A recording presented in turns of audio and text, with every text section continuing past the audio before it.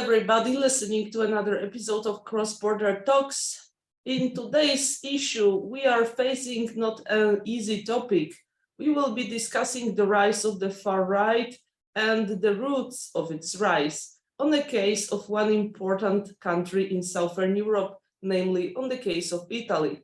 The electoral victory of Fratelli D'Italia scared some people, surprised others, and made us all ask questions how a neo-fascist party with direct roots in the pre-war authoritarian regime can actually grasp power with a great support of a big extent of the population. We will ask related questions to David Broder, who is the author of a new book on Mussolini's grandchildren, this as the title of the book goes.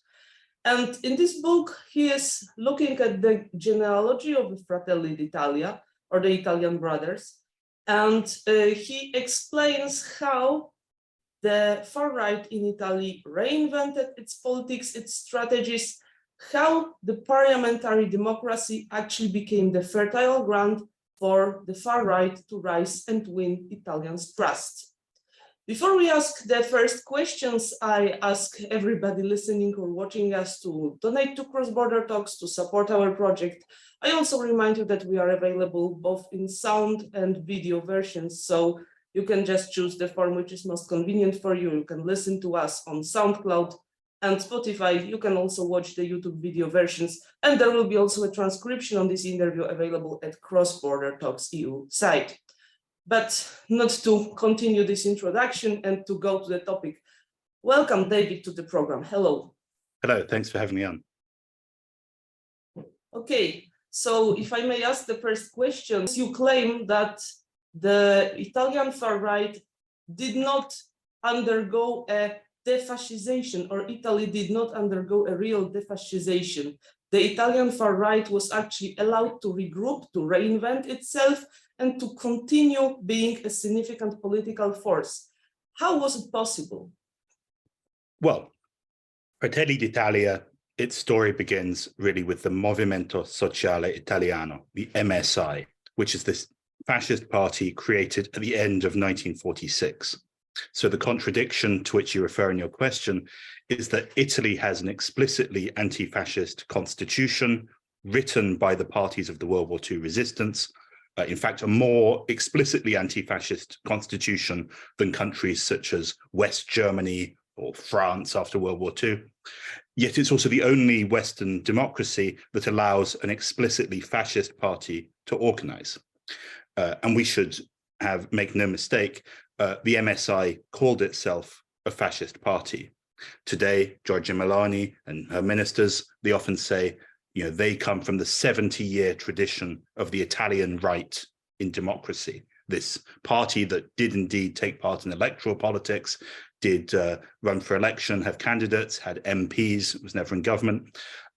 It was a fixture of post-war Italy, but as a small party, always as the fourth, fifth biggest party, never got more than 10% of the vote. In terms of why this happened, I think after World War II, when the resistance parties formed a new constitution, the MSI was excluded from this process, not just because of some sort of ban on fascism or because fascism had fallen into discredit, but also because the early electoral results of the MSI were extremely poor. It didn't run in the Constituent Assembly elections in 1946, but in 1948, 1953 elections, we're talking about a party on around 5%. So it's pretty marginal. But there were good reasons for the other parties to allow the MSI to continue to organize, either out of kind of opportunism or out of the idea of kind of pacifying this part of Italian society that hadn't accepted the defeat in 1945. In the groups that give rise to the MSI in 1946, some of them have a more of an approach of they try to carry out like small-scale terrorist attacks. They try and maintain an armed resistance against the new authorities. So I think among the constitutional parties, there's some sort of idea that the MSI can actually help shepherd these forces into the institutions. Probably also for the Communist Party, it's useful to have the MSI there as a a reminder of what they were fighting against, to make the anti-fascism sort of real in the present. And also for the Christian Democrats, it's important, who are the dominant party in post-war Italy, having this party, I think, is important in maintaining the overall equilibrium of the political system. The Christian Democrats, a big tent Catholic party, from center-left to center-right, they want to dominate the Italian political system by being the kind of rear guard, the defense against both the communists and against the fascist MSI. The post-war constitution does ban the recreation of the fascist party through the so-called transitional and final dispositions, but this ban has only ever really been used against groups that actually planned organized violence. So within the MSI, we certainly can find violent individuals, links to coup d'etat attempts, conspiracies, and so on. But the MSI as a party didn't try and seize power by force. I think that's an important reason why it continued to be tolerated, albeit as a very minor force. In the first years of the MSI, it explicitly harked back to the so-called Salò Republic, the final Nazi collaborationist stage of Mussolini's regime. And often militants would think this was a kind of purer version of fascism, once it had broken with the monarchy and the church. So they have this kind of idea that Salò, the final stage of fascism, is this kind of defeated revolution upheld by those who fought to the last. In fact, they even excluded from membership those who had not gone with Mussolini all the way to the end, those who'd abandoned him in summer 1943. And right up until the 80s, in fact, until the last such leader was in 1991, the leaders of the MSI were dominated by men who had participated in the Salò Republic. So in a sense, we can talk about generational change. I'm sure we'll go on to talk about, but the MSI is very much a party of men who fought for the Salò Republic and wanted to uphold its tradition. I'd like to ask you another question related to this, and we already heard you both use term fascism or neo-fascism, and then you have still term post-fascism. And I think it's important to keep some kind of terminological or notion clarity, because very often in the public space, you hear all these terms together and people are confused. So would it be, I know it's a difficult question specifically for the podcast, but will you somehow explain us the differences between these terms, for example, related to Fratelli D'Italia? What is post-fascism actually? What is neo-fascism, and what is the historical fascism? How they differentiate? Yeah, so in fact, one of the reasons I wrote the book is because there's a lot of debate, obviously, over these terms, and they've come back, obviously, into force in recent years, because people question, is Donald Trump or Bolsonaro or Marine Le Pen or Viktor Orban a fascist or neo-fascist or post-fascist? Obviously, there are some definitions, for example, those by the Hungarian late philosopher G.M. Tamás, who identify post-fascism actually in terms of these kind of figures like Orban and Le Pen, or if we look at Enzo Traverso, that they don't hark back, they explicitly invoke or seek to legitimize themselves in terms of the past, but we see a kind of postmodern recreation of some of the same political affects and so on in the present. My approach is different, actually, because precisely what I'm saying and how I'm responding to this debate is that, but if we look at the Italian example, then we don't have to proceed by way of analogy or by finding commonalities between the 30s and now. These debates can get very bogged down in, these new forms of the far right, they don't have mass mobilization, they don't have a cult of violence, or certainly not in the same way as the 30s. They adapt to parliamentary democracy in a quite enduring way, and so on. So I think what's different with the Italian case, also because the MSI continued to exist after 1945, what's different with the Italian case is that actually a organizational continuity.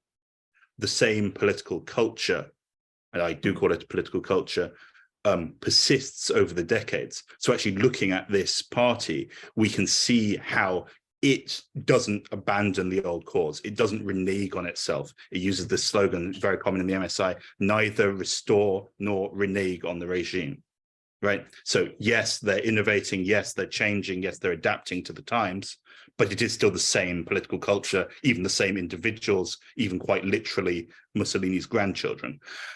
So what I'm trying to show is that, yes, there is a generational change. Of course, generations don't have fixed boundaries, but like, yeah, the forms of politics, their attitudes, their experiences, you know, the experience of someone who lived through the Solar Republic or indeed fought for it is different from someone like Giorgia Melon, who joined politics in 1992 as a teenager when the Soviet Union had gone, Italy was in the EU, and this kind of thing. So to return to the terms themselves, I mean, I think basically the way I use them is that to put it quite schematically, is that a neo-fascist force is one that explicitly claims continuity with fascism, that actually calls itself fascist, but just continues after the military defeat in 1945.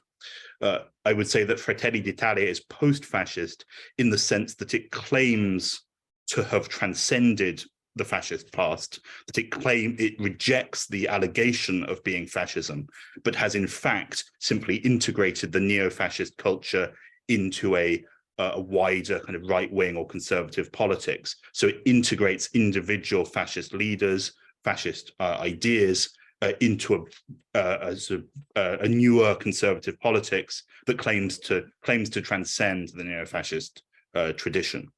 So there both is a kind of continuity, a genealogy. You can't understand Fratelli d'Italia without saying it comes from fascism. It is post-fascist in the sense that it has the origin, but it's also developed into something new, a hybridization of fascism with other political thoughts. Of course, we could say that it's quite typical of fascism to conduct this kind of hybridization.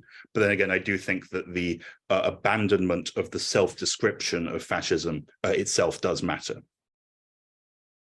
You mentioned already the issue of violence. You said that in post-war Italy, the most aggressive far-right groups were banned, but for the MSI, it did not happen because apart from certain violent individuals, the party never attempted to take power by force. I would like to find out more about the relation between this supposedly existing in democratic system party and the more militant far-right groups. For this link subsists until today. It is still there, even though Fratelli d'Italia pretend to be a standard parliamentary party interplaying with other democratic forces. Mm-hmm.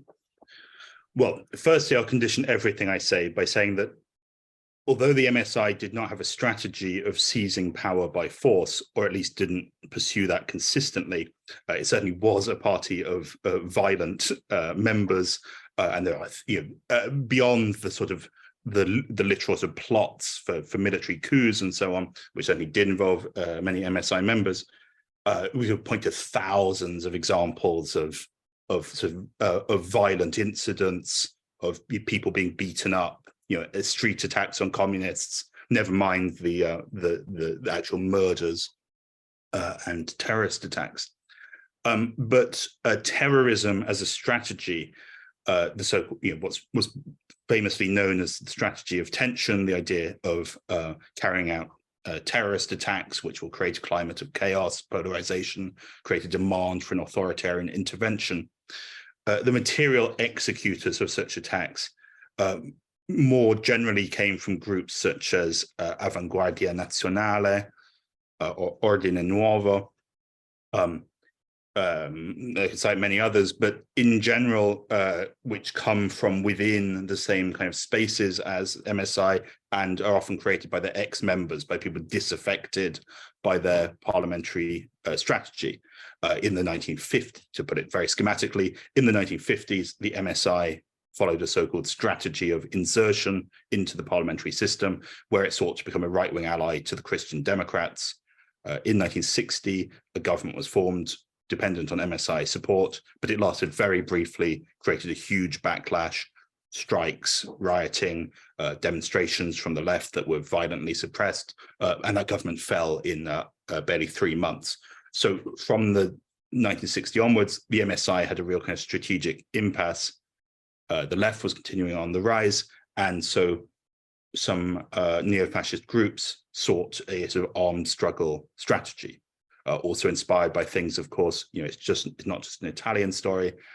Also inspired by things, of course, like the Organisation de l'Armée Secrète, the officers in Algeria who tried to French officers who tried to prevent a peace deal, including by conducting false flag attacks against French troops. So this idea of a sort of anti-communist war, so-called revolutionary war, became part of the sort of stock in trade of the international far right in the 1960s.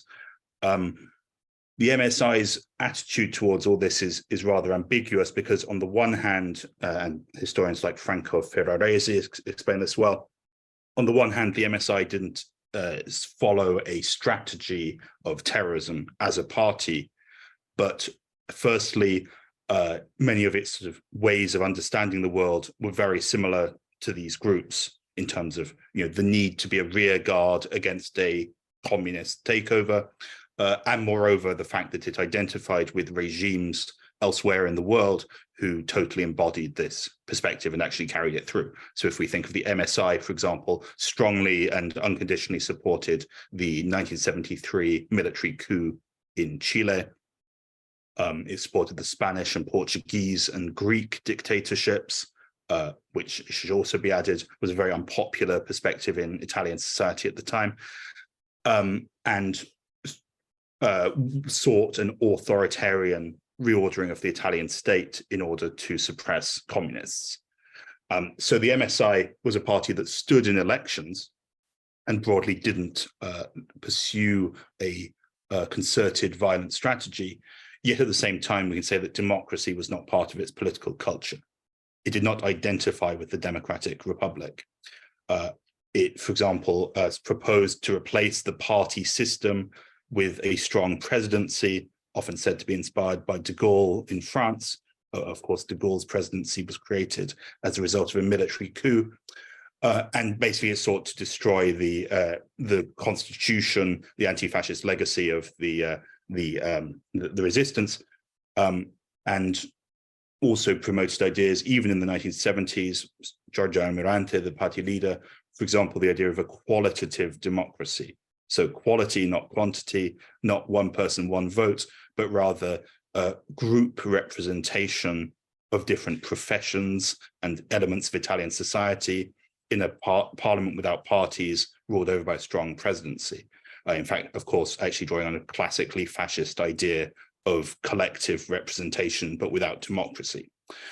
In the 1990s, the party finally proclaimed, so basically it had long said, sort of maintained an ambiguous position on democracy itself, saying this is not democracy, but a partyocracy. In the 1990s, with the collapse of the old parties, which I could go into at the beginning of the, at the end of the Cold War, the MSI proclaimed that it took up liberal democratic values as its own, that it believed in democracy as a general value. Historians like Roger Griffin, though, have pointed to the big contradiction, which is that it basically combined, and Fratelli D'Italia today continues to combine, the language of democracy, or more often, in fact, freedom, with a explicitly ethnic conception of citizenship rather than a Republican one. So we get this kind of strange melange of ideas drawn from very different intellectual traditions, where it claims to uphold, for example, human rights or liberal democratic values, but also has as I say, an exclusivist conception of citizenship, which and not a Republican one, and which seeks ethnic homogeneity as its aim in politics. So Griffin talks about the two contradictory genealogies of liberalism and fascism, which coexist in this party. So I think, if we look at Fratelli D'Italia today, in a climate of much less social conflict or violence than in the 60s and 70s, are they going to create a Chile-style regime? Well, no. But the idea of the presidentialist system, that's something they're pursuing now. They're planning to, hoping to change the constitution to create a strong executive to weaken parliament. So it's in this sense that I think we can actually also see a convergence also with the what we can see going on in countries like Hungary, or to some extent even in Poland. Yes, I would develop on this what you said. Actually, you mentioned violence, and I think for fascism is quite important. The violence, it's very important element of it. However, I would like to question something more about program of Fratelli Italia in the recent context, because I think Meloni and the party itself very often uses the term conservative. Mm-hmm. And for the fascism in general is, I think, also characterized that they offer some kind of a huge vision for the nation, some holistic program or something like this. But if you look on the elements what they are offering these days, I have the feeling it's really conservative in the way that it's nothing new. There is no vision of some different future. It's like backwards looking. Is this correct in the case of Fratelli D'Italia, and what does it say about the current neo-fascism actually? Yeah, I think that's an important point, because of course even conservatism as a political culture is not necessarily marked by the desire to keep things as they are against threat. They may use that language a lot. For example, I was at the National Conservative Conference in London the other day, and there's all this kind of language of like cultural Marxism, progressive ideologues, of course, who are planning to like destroy the traditional family and so on. In Italy, that actually particularly takes on the contours of the threat of ethnic replacement, the planned ethnic destruction of or replacement of Italians, white Christians by Africans and Muslims. But I think that it's true certainly that today's Fratelli d'Italia lacks the kind of utopian horizon of historical fascism.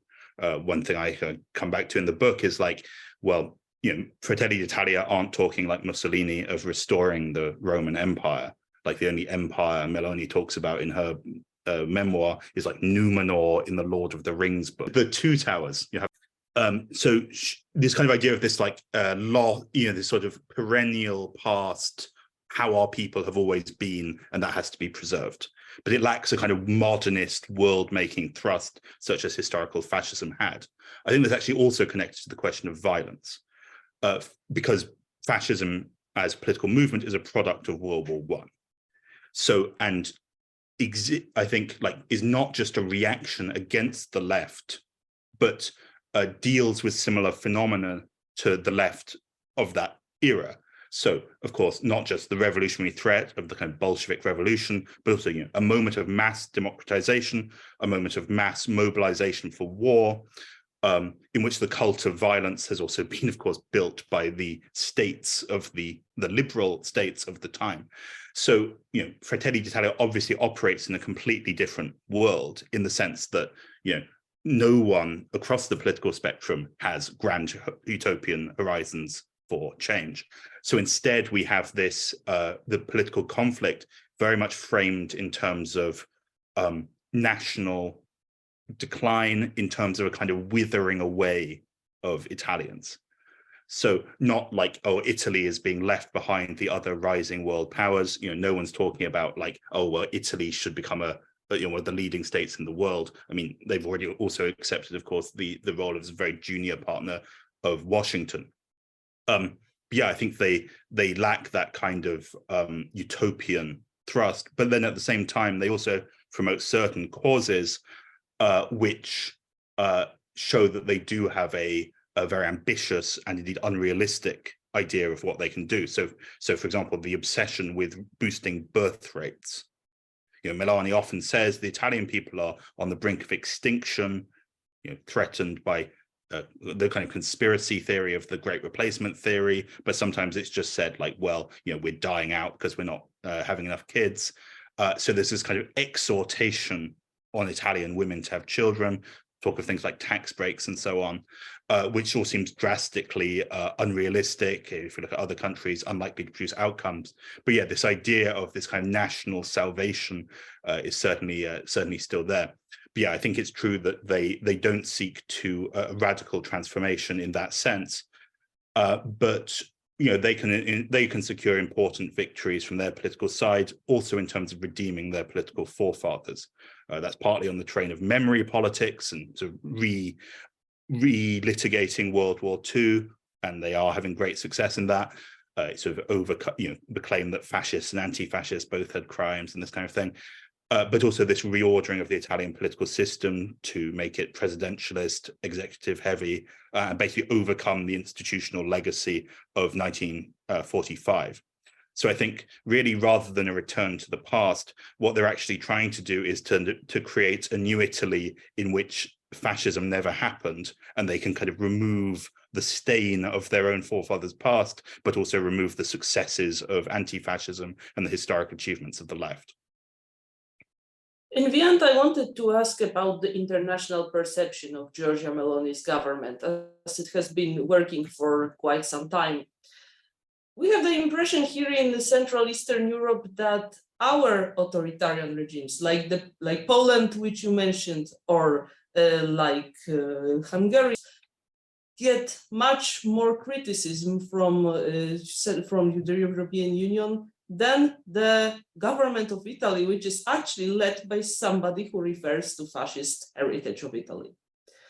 Do you think that, what are the reasons for this disproportion, if it is really a disproportion? Is it because of Fratelli D'Italia very pro-EU policy current?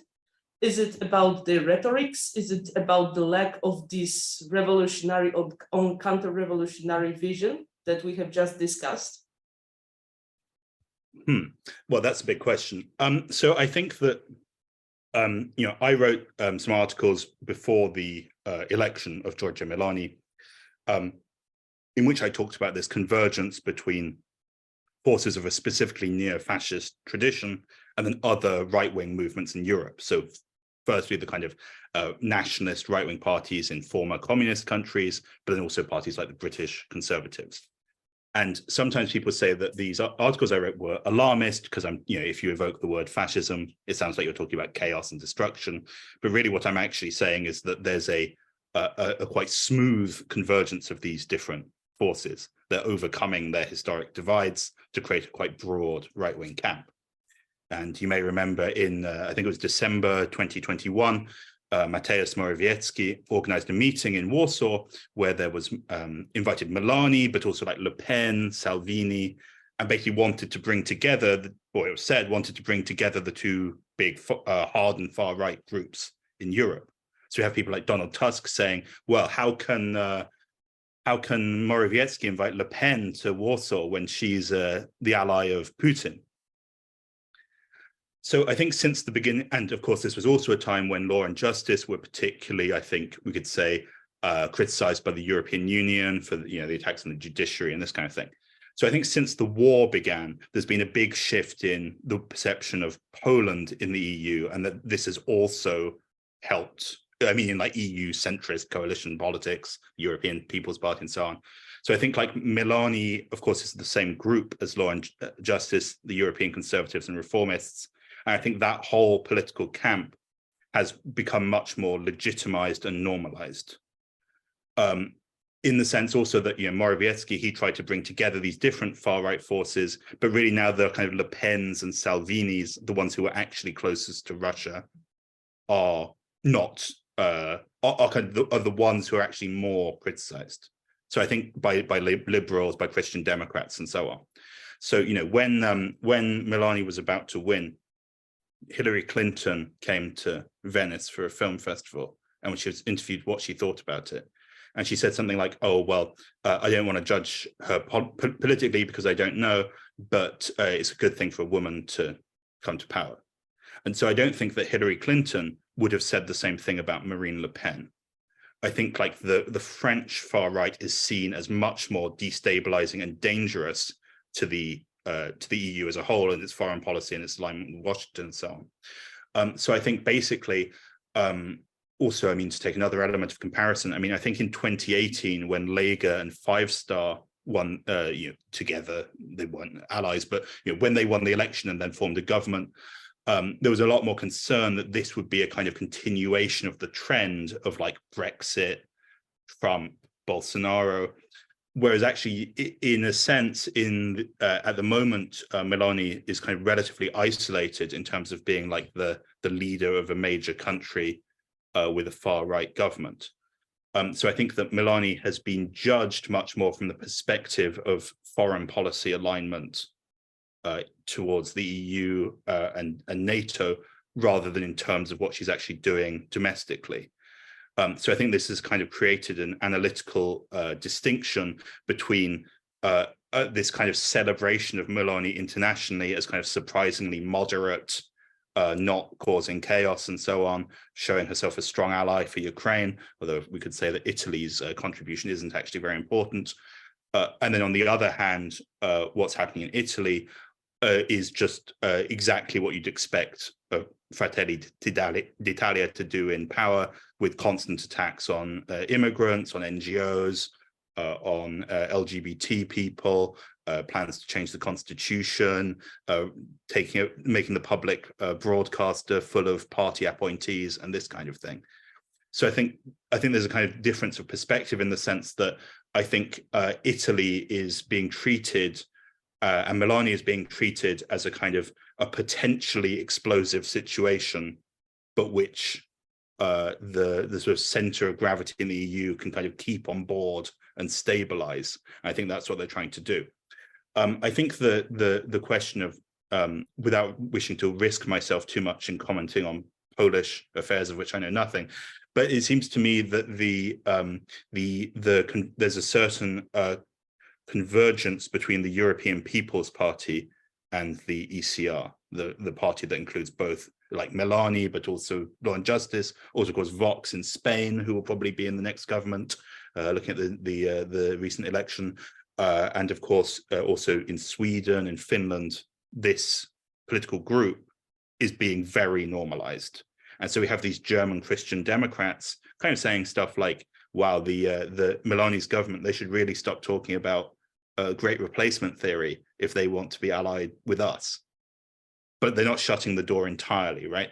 They're still treating them as a potential interlocutor and someone who after May 2024, maybe they will make some sort of alliance in terms of, selecting the post for the commission and so on.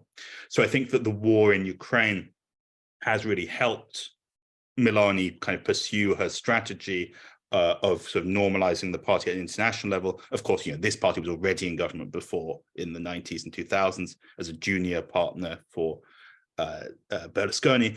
But I think as the leader of the government, it still has a certain need to sort of prove itself in the international arena. And that's what we've actually seen happen. And really, I think, because the war in Ukraine probably hasn't produced the sort of internal social crisis in Italy that might have been expected due to gas prices and so on. Certainly, if you look at commentary at the time of the election, it's actually proven kind of easier than expected for Meloni to combine strong support for military support for Ukraine with keeping her own electorate reasonably happy, even though broadly speaking, Fratelli d'Italia voters are quite hostile to supporting Ukraine.